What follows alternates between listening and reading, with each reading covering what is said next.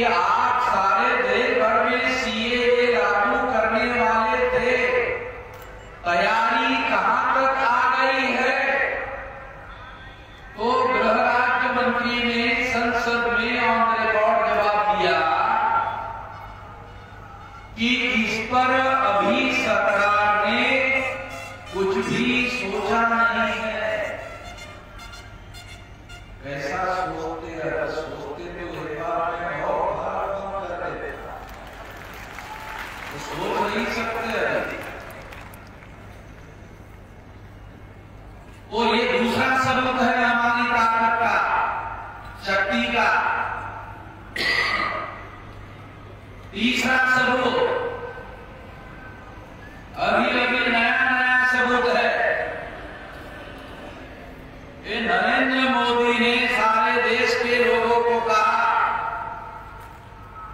कि हमने backward classes के, पिछड़े वर्ग के, ओबीसी के 28 मिनिस्टर बनाए, 12 शेड्यूल कास्ट के मिनिस्टर बनाए, 8 शेड्यूल ट्राइब के मिनिस्टर बनाए। कौन से विरोधी पार्टी के लोगों ने ये काम किया था? कांग्रेस मेन अपोजिशन पार्टी है। इस तरह की तो बात कांग्रेस करती ही नहीं। तो फिर एससी एसटी ओबीसी की बात डेली कौन करता है? वामन निजाम के अलावा शेड्यूल कास्ट की, शेड्यूल ट्राइब की, ओबीसी की डेली मेरे अलावा कौन बात करता है? मैं ही करता हूं। और अगर मैं ही एससी एसटी ओबीसी की बात करता हूं तो मैं ये कह सकता हूं कि मैं जो जागरण सारे देश भर में एससी एसटी ओबीसी के अंदर कर रहा हूं, उसको काउंटर करने के लिए तो आरएसएस के सहमति से 28 मिनिस्टर ओबीसी के बनाए, 12 शेड्यूल कास्ट के बनाए, 8 शेड्यूल ट्राइब के बनाए। वो 28, 12 और 8 जो एससी एसटी ओबीसी के लोग हैं, उनको समझ में नहीं आएगा कि ये वामन निजाम की वजह से तुम लोगों को बख्शिश मिला। उनको समझ में नहीं आएगा। कौन से विरोधी पार्टी ने ये डिमांड किया था? कोई मेन अपोजिशन पार्टी ने एससी एसटी ओबीसी की बात तो की नहीं। मेरे अलावा एससी एसटी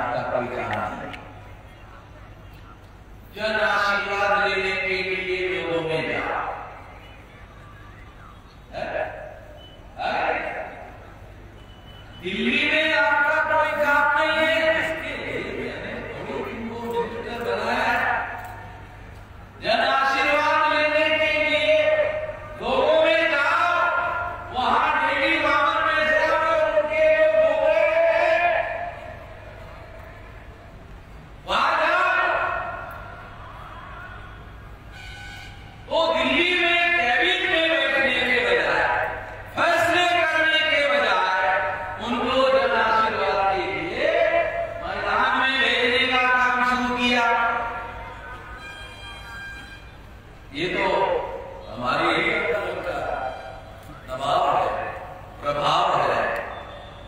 तो सबूत के तौर पर आपको बता रहा हूं कि हमारा आंदोलन कितने बड़े पैमाने पर फैल चुका है और आने वाले 10 साल में आने वाले 10 साल में केंद्र में हमारे समर्थन के बगैर कोई भी सरकार नहीं बन पाएगा। और ये लिख लो, 10 साल में तो भी भारत बन देंगे और भारत का कोई एससी एसटी ओबीसी माइनॉरिटी का आदमी जो जिंदा है, मरे हुए के बारे में तो बोल नहीं सकता, जो जिंदा है हर आदमी को पता चलेगा कि हम उस एससी एसटी ओबीसी माइनॉरिटी की लड़ाई लड़ रहे हैं। किसी व्यक्ति को मालूम होगा कि हम उसकी लड़ाई लड़ रहे हैं, वो व्यक्ति हमारे से जुड़ेगा, क्योंकि उसको मालूम होगा हम उसकी लड़ाई लड़ रहे हैं। जब वो हमसे जुड़ेगा तो इस देश में पहले नंबर के जन समर्थन की ताकत हमारी होगी। हम लोकतंत्र और संविधान पर यकीन करते हैं। यकीन के साथ, विश्वास के साथ हम किसी हिंसा का, हथियार का, किसी का सहारा नहीं ले रहे हैं, संविधान का सहारा ले रहे हैं। हमें मालूम है कि हमारे पास आर्टिकल 19 है। आर्टिकल 19 के तहत हम अपनी सभा हर देश में करेंगे, हर जगह करेंगे। ये संविधान का दिया हुआ अधिकार है, उसके तहत हम पढ़ेंगे और इसके तहत हम ये काम करके दिखाएंगे 10 साल में संवैधानिक तरीके से। कोई हिंसा करने की जरूरत नहीं है, शांति से। और अभी मैं 19 साल की उम्र से ये लड़ाई और ये तैयारी कर रहा था, ये लड़ाई की तैयारी कर रहा था। मेरी उम्र 64 हो गई है। 44-45 साल से ये तैयारी कर रहा था, अब तैयारी बंद कर रहा, अब एक्शन शुरू कर रहा। अब तैयारी बंद है, अभी मैदान में लाखों लोगों को, और इसी के लिए मैं खुद उत्तर प्रदेश के चुनावी जंग के मैदान में उतरा हुआ हूं। एक चुनावी जंग में आंदोलन का कार्यक्रम, वो तरीके हैं हमारे पास लड़ाई लड़ने के। वैसे एक और तीसरा कोर्ट में केस लेकर गया,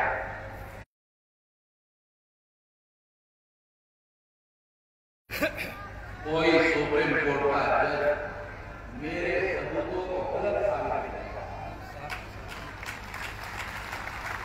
अब सुप्रीम कोर्ट में लड़ाई कैसे लड़नी है और लड़ाई कैसे जीतनी है, सुप्रीम कोर्ट के वकील से ज्यादा समझ गए। तो ये कैसे लड़नी, कैसे जीतेंगे।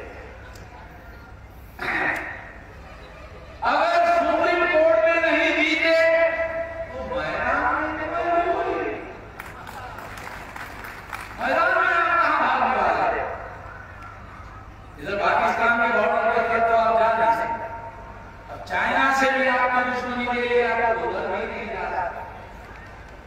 नेपाल का रास्ता आपने खुद ही खोल के रखा हुआ। तो मैं आप लोगों को जो बात समझा रहा हूं, आने वाले समय में जो लड़ाई हम लोग लड़ना चाहते हैं उसकी तैयारी हम लोग कर रहे हैं। अभी नरेंद्र मोदी ने 28 पिछड़े वर्ग के ओबीसी को मिनिस्टर बनाया है। 28 पिछड़े वर्ग के ओबीसी को मिनिस्टर बनाया। एक भी ओबीसी के मिनिस्टर को नहीं पूछा तुम्हारी ओबीसी की जाति आधारित गिनती करना है कि नहीं करना है। एक भी ओबीसी के मिनिस्टर को नरेंद्र मोदी ने नहीं पूछा और सुप्रीम कोर्ट में हलफनामा दे दिया नहीं करे। तो हमारे 28 मिनिस्टर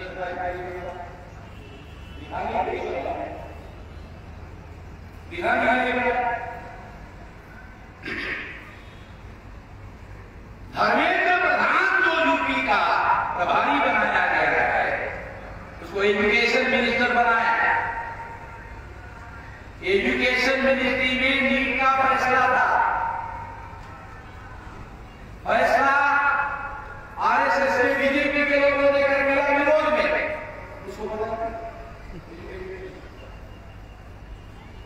उसको बताया नहीं है।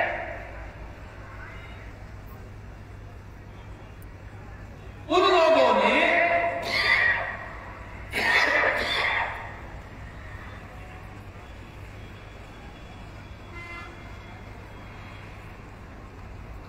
हमने सारे देश भर में सारे देश भर जब सारे देश भर में नीट के मुद्दे पर हंगामा कर दिया तो मिश्र गया।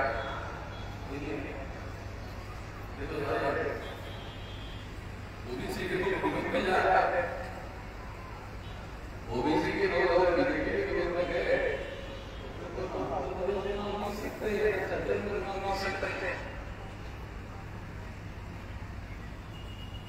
तो बीजेपी के लोगों ने सोचा भी क्या करें।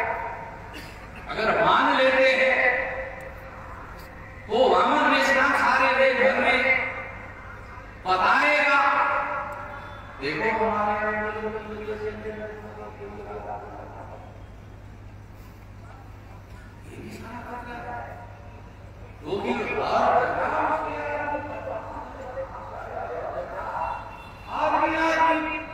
और बोलने में तो हमारे मिनिस्टर उनके सामने अपने नहीं बोल सकते, टिक नहीं सकते। क्या करें? नहीं तो सारा क्षेत्र चला जाएगा।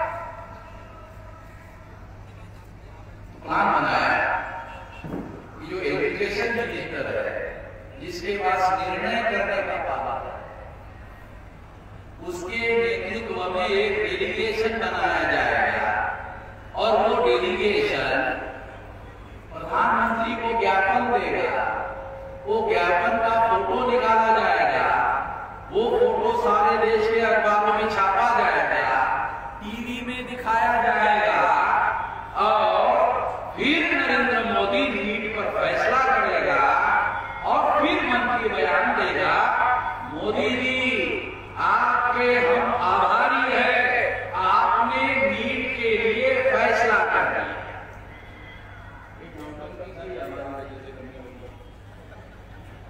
ये जो नोटंकी है कि वामन मिश्रा को श्रेय दिया जाना चाहिए, इसीलिए ये नोटंकी करनी पड़ी। तो मेरा सवाल है वामन मिश्रा सड़कों पर घूम रहा है और जिलाधिकारी को ज्ञापन दे रहा है। अगर मिनिस्टर भी ज्ञापन देने का काम करे तो सारे मिनिस्टर करेगा। वामन मिश्रा का सड़कों पर घूम रहा है, उसके पास तो ज्ञापन देने के अलावा कोई उपाय है नहीं। मगर मिनिस्टर के पास तो निर्णय करने का अधिकार होता है। अगर मिनिस्टर के पास निर्णय करने का अधिकार है, वो निर्णय करने के बजाय ज्ञापन देने का काम कर रहा था तो मिनिस्टर करेगा। ऐसे ढेरों मिनिस्टर बनाने से क्या होने वाला है? एक तो गोबर गणेश मिनिस्टर का ऐसे दो गोबर गणेश ऐसे जो समाज का भला होने वाला नहीं है। बाबा साहब अम्बेडकर कहते हैं कि वो लोग हमारे लोगों को पावर नहीं पोजीशन देते हैं। वो हमारे लोगों को पावर नहीं देते,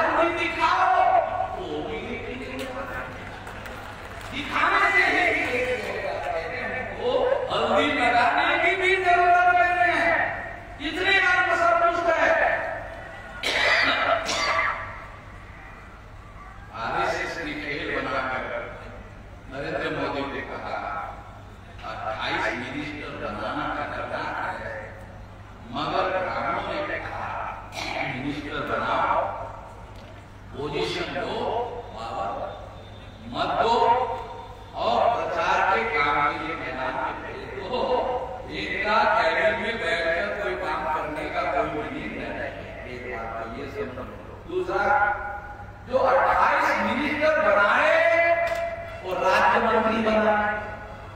बहुत सारे लोगों को राजनीति समझ में नहीं आती, बाबा बच्चन समझ में नहीं आता, इसलिए आपको समझा रहा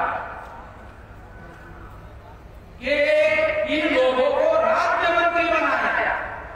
जितने लोगों को राज्य मंत्री बनाया, सभी का कैबिनेट मिनिस्टर या तो ब्राह्मण है, या तो क्षत्रिय है, या तो वैश्य है। इसका मतलब है निर्णय करने के अधिकार राज्य मंत्रियों के पास कोई निर्णय करने के अधिकार नहीं है।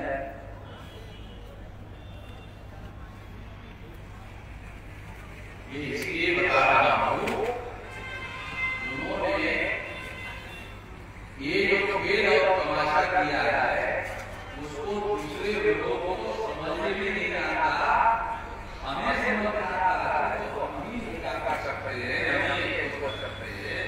इसलिए बता रहा कि इनके पास एक राज्य मंत्री बनाया, ठीक है। दूसरी बात, जो काम नरेंद्र मोदी ने किया वही काम यहाँ उत्तर प्रदेश में योगी ने क्या किया? 7 मिनिस्टर बनाए, 7 मिनिस्टर बने SC ST OBC और एक नाम, तो 6 में SC ST OBC, 6 मिनिस्टर बने SC ST OBC, SC ST OBC के सारे लोगों को राज्य मंत्री, उसको कैबिनेट मिनिस्टर बनाया। मुझे लगता है किसी का भी ध्यान नहीं देगा कि 7 मिनिस्टर बनाए, उसमें से SC ST OBC के सभी को राज्य मंत्री बनाया, एक ब्राह्मण को मंत्री बनाया, उसी को कैबिनेट मिनिस्टर के पास राज्य मंत्रियों के पास पावर नहीं बनता है। अगर हमारे लोग पसंद करते तो उनको मालूम है कि इनको इतना ही देना।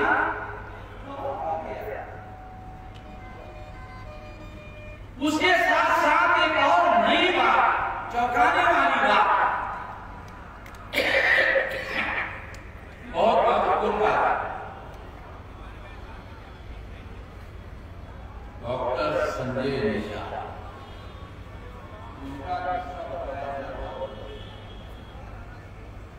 उन्होंने कहा कि मुझे डिप्टी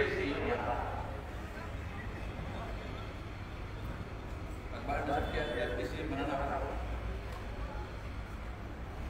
तो उनको डिप्टी सीएम बनाया गया, मिनिस्टर भी नहीं बनाया गया, राज्य मंत्री भी नहीं बनाया गया, उनको केवल एजेंसी बनाया है और वो संतुष्ट है। क्यों? क्योंकि एक स्टिंग ऑपरेशन किया, स्टिंग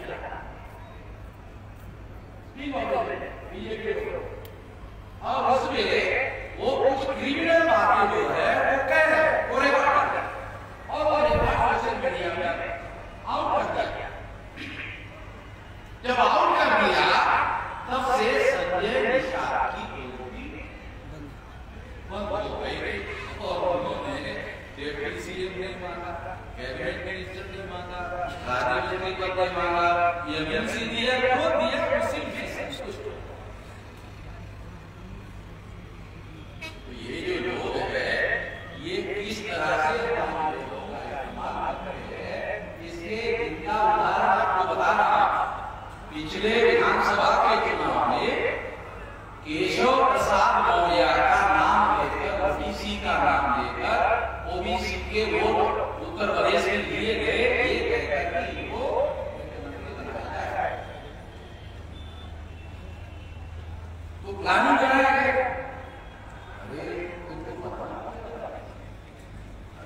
के नाम पर वोट ले लेते हैं, उनको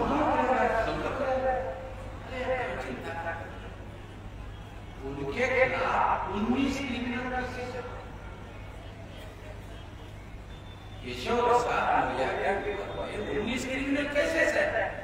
और केसेस क्या है कि मुसलमान लोग गाय और चीजें खरीद कर लाते हैं, रात में उनकी गाड़ी ऐसे तो ऐसे 19 क्रिमिनल केसेस केशव प्रसाद मौर्य पर है। तो प्लान बनाया गया कि मुख्यमंत्री के नाम पर प्रचार करो, बनाना नहीं कुछ नहीं। कैसे? अगर नहीं माना तो वो बोलेगा 19 और आप अकेले ले सरकार को भी और आप दूसरे दिन ध्यान देंगे। उससे बेहतर है कि आप डिप्टी सीएम बन जाओ, उनको दिल्ली बुलाया है। तो ये पूरा दिल्ली गए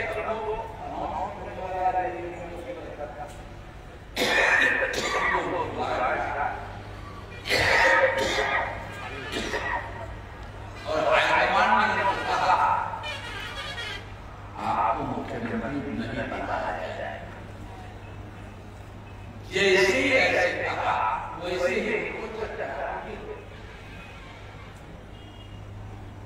चक्रा गिर गए, उनको एम्स में एडमिट किया गया। खबर आ गई क्योंकि अब क्या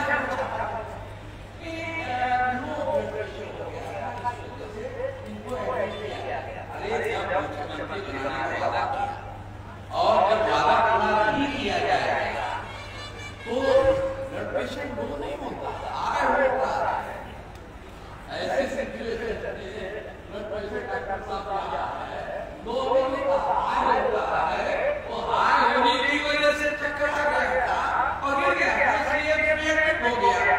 मगर हाई हो गया, अगर ऐसी खबर छापते हैं तो यूपी के लोगों को पता चलेगा, बताना पड़ेगा। इसलिए बताया गया दो हो गया और उनको कहा गया कि आपको डिप्टी सीएम बनना है। अब वो कभों को मिलाकर एक डिप्टी सीएम को मिलाकर भी एक सीएम नहीं बनता। और योगी को मालूम था कि इसका पता काटकर नहीं बना, तो वो तब से दोनों बोलते ही नहीं, आपस में बोलते ही नहीं। अब चुनाव में आरएसएस के सामने संकट खड़ा हो गया, बीजेपी के सामने संकट खड़ा हो गया कि योगी और केशव प्रसाद मौर्य आपको बोलते कैंपेन करने जा रहे। तो योगी को कहा गया कि उसके बेटे का शादी है, होगा या बेटे का, आप साड़ी लेकर गए और एक साड़ी में केशव प्रसाद मौर्य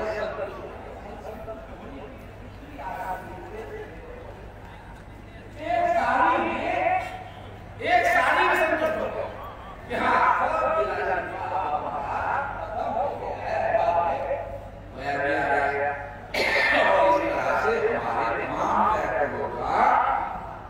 उत्तर प्रदेश में इस्तेमाल। मैं ये बातें आज इसलिए आप लोगों को बता रहा हूँ, ये सारे उत्तर प्रदेश के लोगों को मालूम हो जाए और सारे लोग जो है अपने अपने इलाके में यही बातें हैं वो पता करें। वो इनका जो सारा का सारा खेल है, सारा का सारा खेल चौपट हो जाएगा और आने वाले समय में 25-30 दल वो है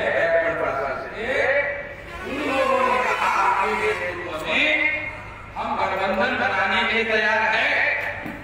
25-30